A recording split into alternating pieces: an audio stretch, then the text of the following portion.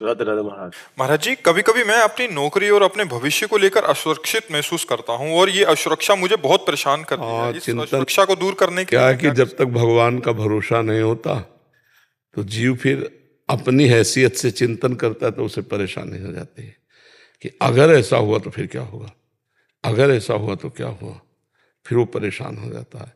तो हमें लगता है कि भगवान का भरोसा कर लो कि अगर ऐसा हुआ तो भगवान कोई नया रास्ता निकाल देंगे। भरोसो दृढ़ इन चरणन के हो। हमें भरोसा भगवान पर है। एक मार्ग बंद होगा तो दूसरा खोल देगा। अच्छा, भगवान का भरोसा नहीं तो विचलित तो हो ही जाओगे फिर, क्योंकि संसार में जैसे आपका नौकरी के द्वारा पूरा परिवार पोषण हो रहा है, तो मन में लगा अगर नौकरी छूट गई तो हम चिंतित हो जाते हैं अपने बोझा लेकर के। और यदि हम भगवान को ही बोझा दे दें कि आज जो मुझे नौकरी से ऐसे दिला रहा है, कल वो हमारी कहीं और व्यवस्था कर देगा, तो आज निश्चिंत हो जाओगे आप। भगवान के भरोसे हो जाओ, वो निश्चिंत कर देते हैं। भगवान का भरोसा अगर नहीं है तो निश्चिंतता नहीं आनी। देखो, हम एक प्रसंग सुनाते हैं। भीष्म पितामह जिस समय सेनापति बने, दुर्योधन के कौरव पक्ष के सेनापति, तो रोज 10,000 महारथी मारते थे। 10,000 महारथी, भीष्म जी महान धनुर्धर, लेकिन एक भी पांडव को खरोच नहीं आती थी। तो दुर्योधन जल जाता जब शाम के युद्ध का निर्णय सुने, बोले एक भी पांडव नहीं मारा गया। भीष्म जैसे सेनापति, एक भी पांडव नहीं मारा गया। तो उनके शिविर में जाकर के रोज इस बात के लिए झगड़ा करता।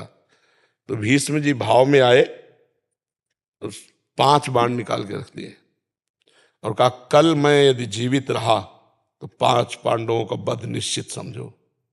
और उनको पता था कि मैं जीवित ही क्यों रहूंगा, जिनके रक्षा में भगवान है, तो मैं समर्थ नहीं रह पाऊंगा कि पांडवों को मार दूं। पर ये रोज रोज कहता, तो उन्होंने, अब ये खबर फैल गई पूरे दोनों शिविरों में कि भीष्म ने प्रतिज्ञा की कल 5 पांडवों का वध होगा। इतने में द्रौपदी जी आ गई। बोले प्रभु सुना? बोले हाँ सुना कि 5 पांडवों के वध का उन्होंने 5 बाण निकाल लिए। द्रौपदी जी का अच्छा अपने दासी के कपड़े लाओ। भगवान ने दासी के वस्त्र पहने। द्रौपदी का आगे आगे चलो भीष्म पितामह के शिविर की तरफ, पीछे दासी आगे द्रौपदी। सब कोई समझ रहा है कि दुर्योधन अभी आशीर्वाद लेके गया है, 5 पांडव, तो किसी ने रोका ही नहीं। सीधे भीष्म जी के सामने गए। वो संध्या के समय जप कर रहे थे, जाकर प्रणाम किया पितामह। तो उनको भी यही बात समझ में आई कि दुर्योधन की पत्नी आई है। दुर्योधन की पत्नी आई क्योंकि दुर्योधन अभी गया है कह करके। तो हम 5 पांडवों के वध का प्रण किया, तो प्रसन्न होकर बताया होगा, तो तो उनका सौभाग्यवती भव। संध्या का समय था। तो द्रौपदी जी ने हटाया और कहा कि आप प्रण करते हो सौभाग्य उजाड़ने का और आशीर्वाद देते हो सौभाग्यवती भव का, हम क्या माने कि कौन सा भीष्म सत्य है, सौभाग्य उजाड़ने वाला या सौभाग्य देने वाला? भीष्म जी का माला छूट गया। उनका वो कहा जो तुम्हें यहाँ लाया है, क्योंकि इतनी चतुराई से तेरे को यहां तक इस समय पहुंचाना केवल उसी का कार्य है। भीष्म जी खड़े हो गए और देखा तो दरवाजे में दासी बने खड़े थे भगवान। भीष्म जी ने जब देखा तो कहा बेटी तेरे सौभाग्य को कौन उजाड़ सकता है? हम जैसे सैकड़ों भीष्म तो भी नहीं उजाड़ सकते, जिसका रक्षक ये गोविंद तुम्हारे लिए दासी बन के आया है तुम्हारे पद। तब भगवान से कहा मेरा प्रण तो तुम तोड़ दिए, लेकिन तुम्हारा भी प्रण तोड़ूंगा कल।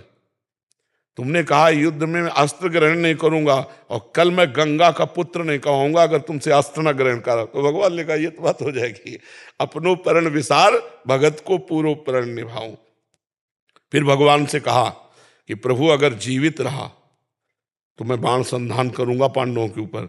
तो आप ये करना कि जो ही मैं युद्ध क्षेत्र में जाऊं कल, तो सामने शिखंडी को खड़ा कर देना। शिखंडी आज भी मेरी दृष्टि में अंबा है, और मैं स्त्री पर कभी बाण नहीं चलाता। इतने में अर्जुन से कह देना मुझे बाणों की सैया पे सुला दे। अब भगवान लौट करके आए तो देखा पांडव चैन से सो रहे हैं। तो पांडवों को जगाया, उनका भीष्म में प्रतिज्ञा की है 5 पांडवों को मारने की। बोले हाँ पता है। बोले तुम चैन से सो क्यों रहे हो? बोले जिसके तुम रक्षक हो तो चैन से हम सोए, आप खुद व्यवस्था करो।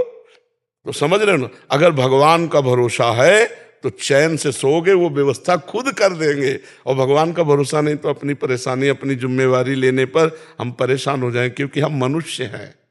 हमारी क्षमता ईश्वरीय शक्ति के आगे नहीं है।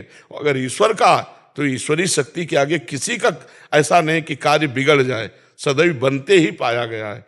तो आप भगवान का भरोसा लीजिए, चिंता मत कीजिए, थोड़ा नाम जप कीजिए और भगवान के आश्रित रह के होगा वही प्यारे जो राम जी को भाएगा।